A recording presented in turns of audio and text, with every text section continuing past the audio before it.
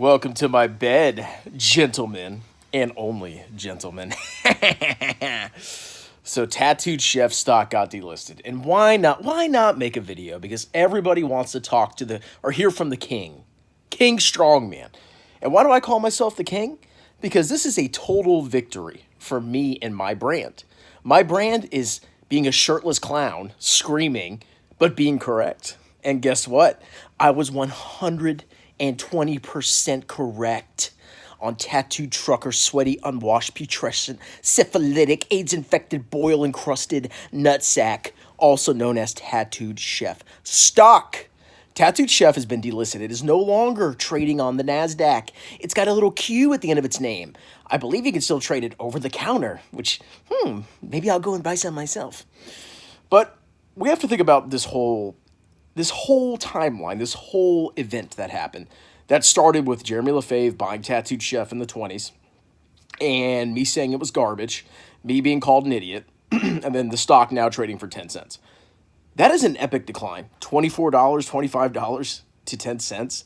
That's insane. Like, think about the loss. Negative 99%, soon to be negative 100%. It's absolutely mind-boggling how much that stock fell.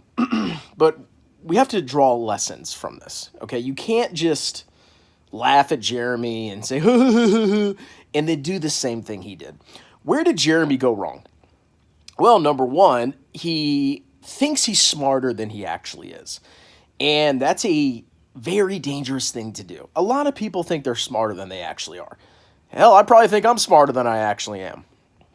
But a lot of people, they get very confident in their stock picks. They really believe that they have some insider information that nobody else does. And I can tell you sometimes that may be true. Sometimes you may see something that the rest of the market doesn't see. But eventually, if you're wrong, the market will catch on and you will get absolutely annihilated, okay? So the first things first, you have to understand that you're limited in your knowledge. You don't know everything, and you really don't know the future. You cannot predict the future. It's impossible, okay? People will sit there and they'll make predictions. Oh, the stock market's going to go here and they're going to go there. Nobody freaking knows. Okay, the longer that I watch the investing game, because I watch it, I don't really participate in it. The more that I participate with index funds, but you get my drift. The more I really understand that people have no idea what they're talking about. And honestly, I could have been wrong about Tattooed Chef. That's the crazy thing. Tattooed Chef could have survived. But I saw a company that while they had great revenue, they had revenue growth, they had horrible margins, and they were not improving, and they were burning cash. And just by projecting out the cash burn, I could clearly see the company was going to exhaust all its cash. And then when you do that, you have to borrow money. And if interest rates are high, you're going to get creamed. It's going to hurt your profits even more. And then your stock goes down, and then your company enters a death spiral, and you can't even issue shares, okay? I saw that, but I could have been wrong, okay? That's why I didn't short Tattooed Chef, okay? So just understand, you don't know all the information. You could be right. You could be wrong, okay? And you got to be careful when you're playing these kind of stocks. So that's the first lesson. The second lesson is you can't let your ego get in the way. Now, I firmly believe that Jeremy Lefebvre continued to double down on Tattooed Chef because of me. I'm 100% convinced that he would have sold out way earlier had he not been mocked relentlessly by me, okay? If somebody is getting on your nerves about an investment, you're already too emotionally invested, okay? He was way too emotionally invested in Tattooed Chef. He should not have cared that Strongman Personal Finance was making fun of him, okay? If he really believed he was correct, which I think he started to doubt he was sooner than you might think, he should have just sold, okay? It's better to lose 50% than to lose 100% by leaps and bounds, okay? But I firmly believe that he let his ego get in the way of his investment decision-making, which is very dangerous, okay? That's why he's a terrible investor. He really is a bad investor. He can't acknowledge when he's wrong, or if he does, it's way too late. Way too late. Or he just ignores his losses entirely. And when you're that kind of investor where you get emotionally attached to your stocks, you should not be stock picking. Okay? Jeremy, you should not be a stock. Jeremy, you'd be so much better off with an index funds. Well, I mean, with investment returns. We all know you make all your money from grifting people. But the second lesson is you can't be emotionally invested in stocks, okay? I'm not emotionally invested in VT. If I really firmly believe there was a better alternative, I would invest in it.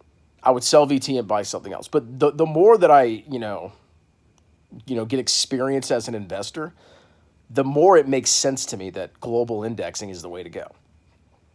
But, that's my opinion. You guys believe whatever you want. Third thing, you can't trust YouTubers, okay? And I guess that goes for me too. You really can't. When a YouTuber talks about an individual stock, if they're talking about index funds, okay, you can trust. I would say you could trust them as long as it's like a broadly diversified total market index. They're probably on the right track, okay? But when a YouTuber talks about an individual stock, you can't trust them. You can't listen to the music, the big cigar and get excited, and you can't listen to them say you're going to get rich quick, and you're going to 10x and retire early and get a Lambo like they have. You can't trust these YouTubers. They really are clowns. They're just like you, just like me and you. They're normal people that just happen to have a YouTube channel that exploded, okay? And I mean, I'm not even there yet. I mean, I have a decent-sized YouTube channel, but it's by no means a big YouTube channel, okay? But these people, they're just normal people. I mean, I used to have 0 subscribers. Now I have 11,000 something. I'm still the same person, okay? And it's the same with these guys. Look at all the big finance YouTubers. Andre Geek, Jeremy LaFave, Graham Stephan. Do you really think they're investment genius? Do you really think they're investment geniuses? No. They're not. They're clowns, okay? Joseph Carlson, another freaking clown, okay? Oh, he talks real good, and he buys dividend stocks, and the largest stocks in the index. You can't trust these YouTubers, okay? And the last lesson that you need to learn is you need to stay away from unprofitable companies. I know the potential reward is there. Because if an unprofitable company keeps growing and eventually becomes profitable and it starts growing its profits massively, there's a chance you can make money. And most companies start as unprofitable companies.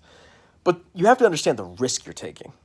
You're taking massive risk buying a massively unprofitable company because it doesn't make money. And a company that doesn't make money will 100% invariably go bankrupt or have to dilute massively or pack on a ton of debt.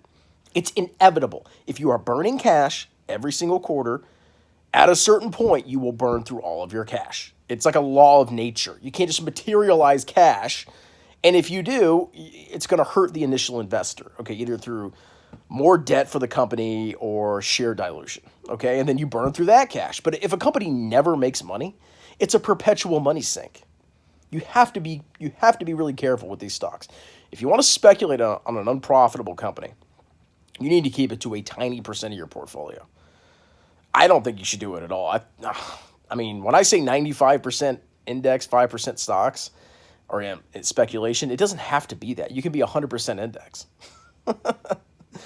But you got to avoid those companies. That's the only advice. That's what accounting does. Accounting at least helps you see dangerous, high-risk companies. Doesn't guarantee the future, but oh boy, if you understand financial statements, you can definitely see a company that's trash or very risky, okay? So those are all the lessons, I'm sure there's more things you can glean from it, but Jeremy's a fraud, okay? I don't care what he does going into the future. He's already exposed himself as a guy that just has no idea what he's talking about. He's a fool, okay? And it saddens me that a lot of you are still falling for his BS. And this hasn't done anything. I mean, like he's making more on his Patreon than I make at my job. It's like, oh my God. More power to him, American success story. Congratulations, Jeremy. You won the American dream. You are an exemplar of America. All right, well, that's it. Tattooed Chef's delisted. Oops, dropped my phone. Have a wonderful night. Cheers.